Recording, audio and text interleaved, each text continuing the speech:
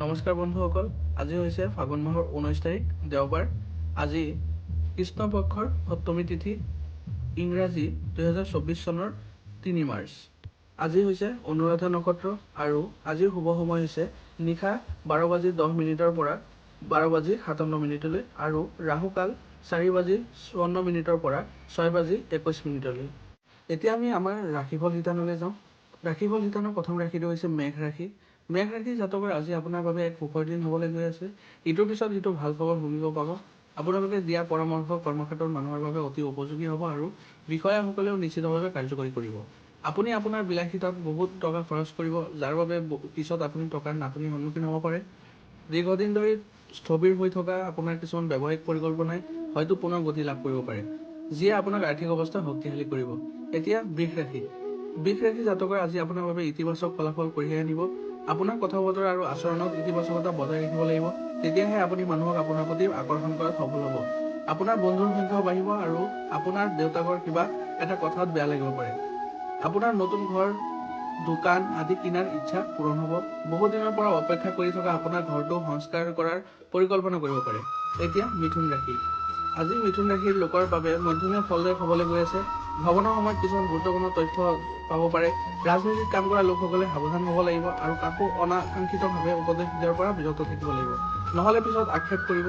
আপোনাৰ সন্তানৰ কেৰিয়াৰ সন্দৰ্ভত আপুনি এটা গুৰুত্বপূৰ্ণ সিদ্ধান্ত ল'ব পাৰে। যদি আপুনি শ্বেয়াৰ মাৰ্কেটত বিনিয়োগ কৰাৰ কথা ভাবিছে, তেন্তে তাৰ পৰা কিছু সময় অপেক্ষা কৰিলে আপোনাৰ বাবে ভাল হ'ব। আপোনাৰ বিৰোধী কিছুমানে আপোনাক অসুবিধা দিবলৈ চেষ্টা কৰিব পাৰে। এতিয়া কৰ্কট ৰাশি। কৰ্কট ৰাশি জাতকৰ আজি আপোনাৰ বাবে প্ৰগতিৰ নতুন পথ মুকলি হ'ব। আপুনি আপোনাৰ উপাৰ্জন বৃদ্ধিৰ প্ৰচেষ্টা ক্ষিপ্ৰ কৰিব আৰু ব্যৱসায়ত আপুনি সন্মুখীন হোৱা সমস্যাৰ বিষয়ে দেউতাৰ ওচৰত কথা পাতিব। মাৰ কিছুমান পুৰণি ৰোগ পুনৰ উদয় হ'ব পাৰে, যিয়ে আপোনাক অশান্তি দিব। অত্যাধিক ভাজি খোৱা খাদ্য পৰিহাৰ কৰক, নহ'লে পেটৰ লগত জড়িত সমস্যাৰ সৃষ্টি হ'ব পাৰে। আপোনাৰ কামবোৰ সম্পূৰ্ণ কৰিবলৈ আপোনাৰ চিনিয়ৰৰ লগত কথা পাতিব লাগিব, তেতিয়াহে সেইবোৰ সম্পূৰ্ণ হোৱা সম্ভৱ হৈ উঠিব। এতিয়া সিংহ ৰাশি। সিংহ ৰাশি জাতকৰ আজি আপোনাৰ বাবে অত্যন্ত ফলপ্ৰসূ হ'বলৈ গৈ আছে। আপোনাৰ ঘৰত কিবা এটা শুভ অনুষ্ঠানৰ আয়োজন কৰাৰ বাবে পৰিৱেশটো সুখদায়ক হ'ব, কিন্তু আপোনাৰ কিছুমান পুৰণি ভুল আপোনাৰ পৰিয়ালৰ সদস্যৰ সন্মুখত চৰ্চালৈ আহিব পাৰে, যাৰ বাবে আপোনাৰ পিতৃ মাতৃয়ে আপোনাৰ ওপৰত খং কৰিব পাৰে। তেওঁলোকক পতিয়ন নিয়াবলৈ আপুনি যৎপৰোনাস্তি চেষ্টা কৰিব লাগিব। আপুনি যদি কাৰোবাৰ পৰা কিছু ঋণ লৈছিল, তেন্তে সেই ঋণ পৰিশোধ কৰাত বহু পৰিমাণে সফল হ'ব।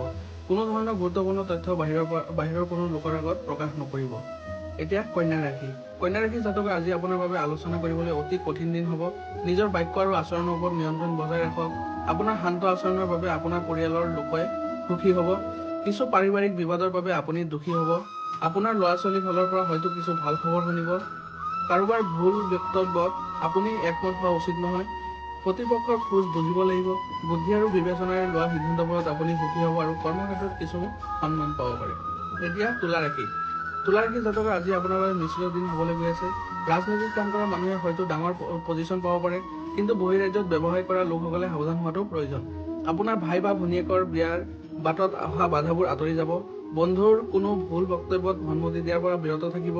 যদি চাকৰি কৰা লোকসকলে পৰিৱৰ্তনৰ পৰিকল্পনা কৰিছিল, তেন্তে তেওঁলোকে হয়তো আন কোনো কামৰ বাবে অফাৰ পাব পাৰে। আপুনি পৰিয়ালৰ কোনো সদস্যৰ বিবাহ প্ৰস্তাৱত অনুমোদন দিব পাৰে। এতিয়া বৃশ্চিক ৰাশি। বৃশ্চিক ৰাশি জাতকৰ ভাগ্যৰ দৃষ্টিকোণৰ পৰা আজি আপোনাৰ বাবে এটা ভাল দিন হ'বলৈ গৈ আছে। আপোনাৰ দীৰ্ঘদিন ধৰি বাকী থকা কাম সম্পূৰ্ণ হ'ব আৰু যদি আপুনি কাৰোবাক ব্যৱসায়ত অংশীদাৰ কৰাৰ কথা ভাবিছিল, তেন্তে আপুনি তেওঁৰ বাবে অংশীদাৰিত্ব গঠন কৰিব পাৰে।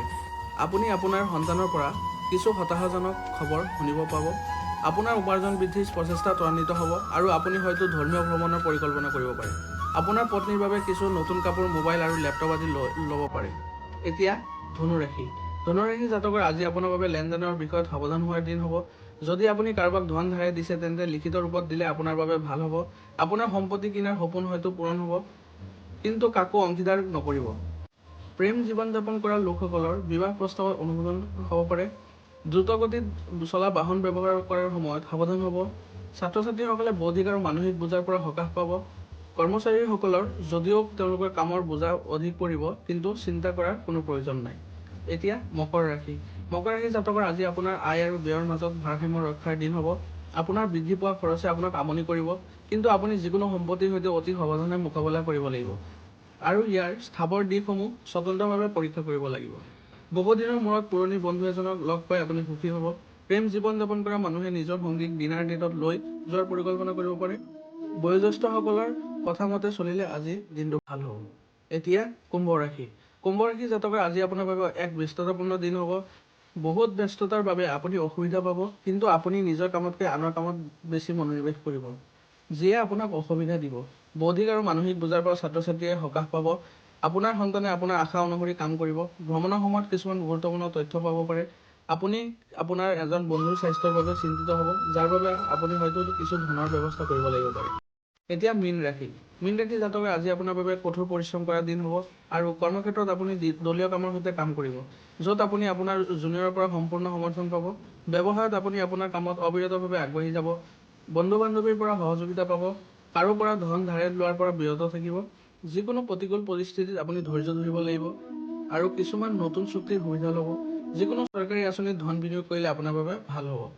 আজিৰ ৰাশিফল ইয়াতে সমাপ্ত হৈছে। যদি আপোনালোকে চেনেলটোত নতুন হৈ আছে তেন্তে দৈনিক ৰাশিফল পাই থাকিবৰ বাবে আপোনালোকে চেনেলটো ছাবস্ক্ৰাইব কৰি ল'ব। ধন্যবাদ।